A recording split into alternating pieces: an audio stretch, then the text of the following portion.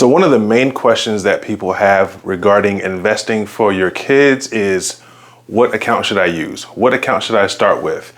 So people may be aware of all the options that they have, but they don't understand what's best for them to start with. So the whole point of this video is to give you an idea of where to start and how to begin putting together a plan for investing for your child. Now, this is just going to be a summary overview of a few accounts and some of the basics, pros and cons of each.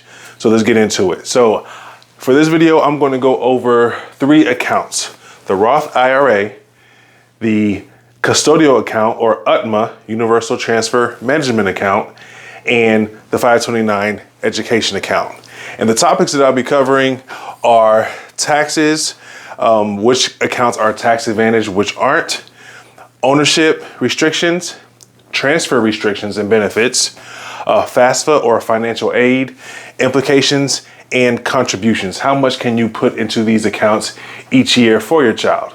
So first, looking at taxes. Now, regarding taxes, I'm talking about which accounts are tax advantaged.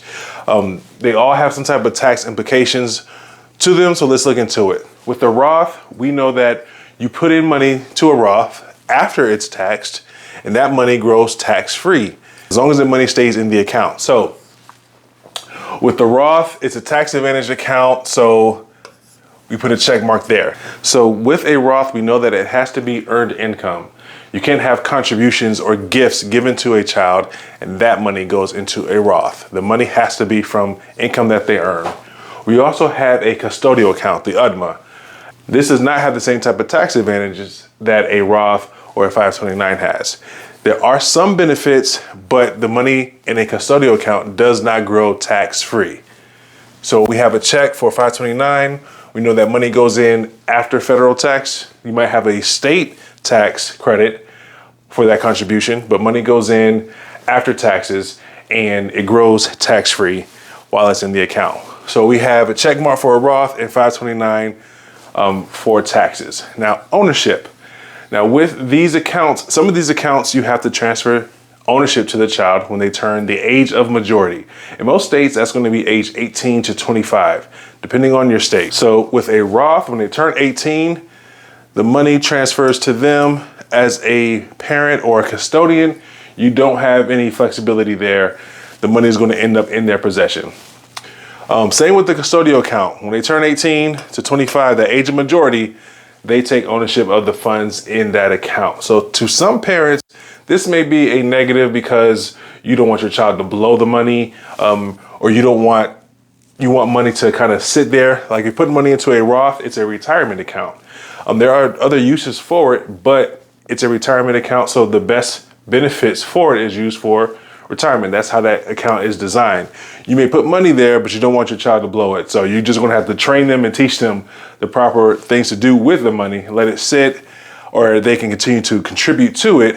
But there's nothing you can do. Once that money is in these accounts, it is theirs and it has to be used for their benefit, and it's going to transfer to them when they reach that age. However, with the 529, you do have much more flexibility here. There is no required minimum distributions, and there is no time in the future where the funds have to be distributed to the child. So if the child does not go to college, if the child doesn't finish, or they get scholarships and they don't need all of the money, you as the custodian have options to keep the money there. We'll go over some of the transfer implications as well, but you have much more flexibility with the 529 plan. So it's great for that. Transfer, as we talked about, once money hits into a Roth or a custodial, the money cannot be transferred to benefit anyone else other than the beneficiary. So you can even put money into a custodial account and take some money out to use for the child's specific expenses, but it has to be for that child. They have to benefit from it. No flexibility there. Now, again, these is not necessarily bad things depending on what you want to use the money for. This could be exactly what you want for the custodial and Roth, but I'm just saying they don't have much flexibility, so I'm giving it an X for the sake of the video.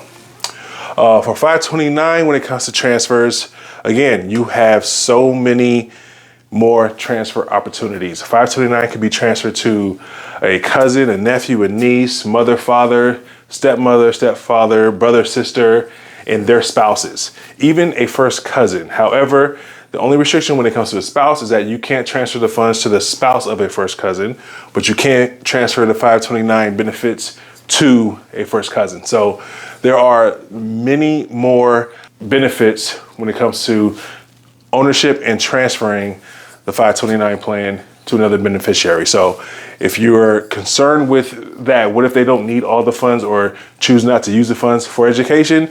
You have more flexibility here. Also, you have the ability to transfer some of these funds to the child's Roth IRA. So you can do that with the 529. You have that opportunity.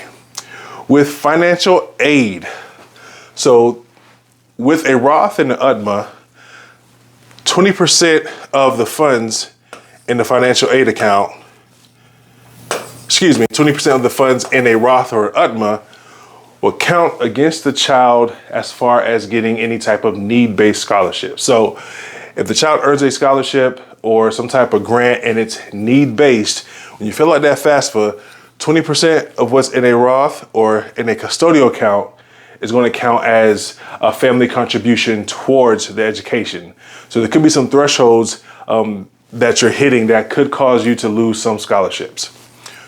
When it comes to an UTMA and Roth, up to 20% for those accounts.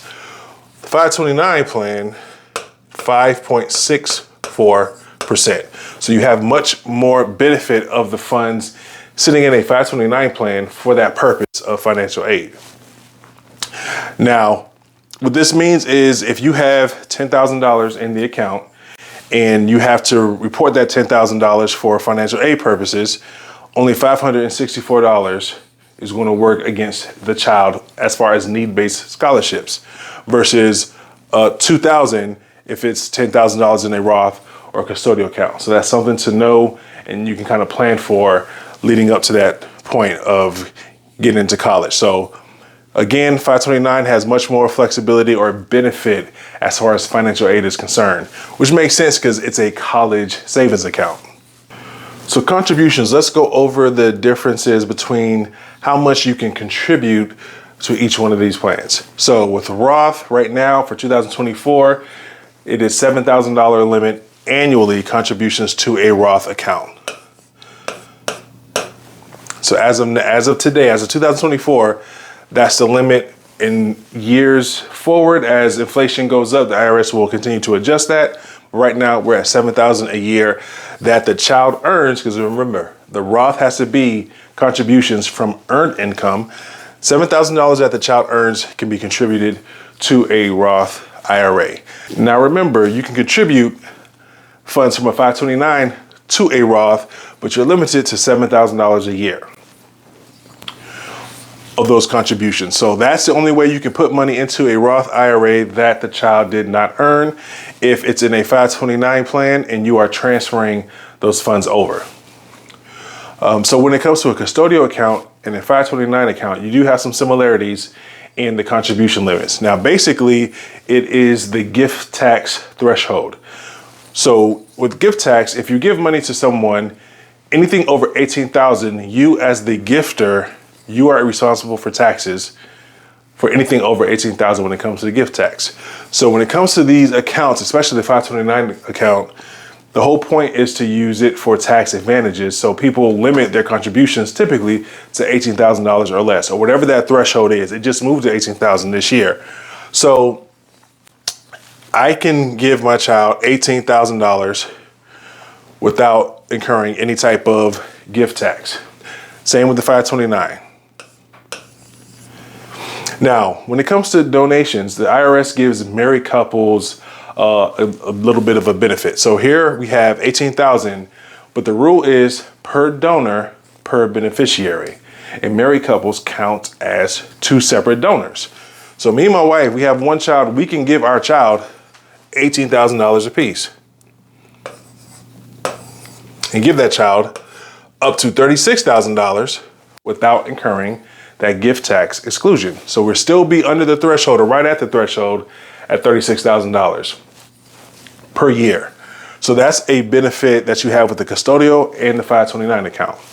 Now with the 529 account, you have an added benefit where you can front load your contributions. So what that means is if I decide to give my child 5 years worth of 529 contributions, I can give that to them without hitting the gift tax exclusion. However, I'm restricted from giving any more money to that account for the next 5 years.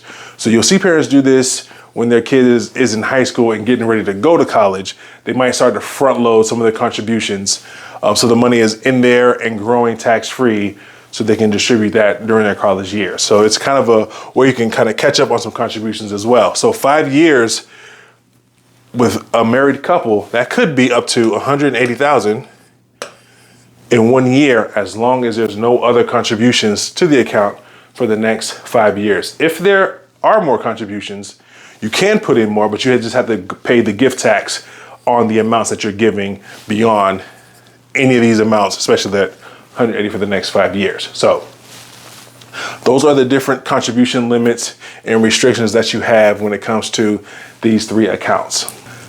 So I hope you found this information helpful, and I'll see you in the next video.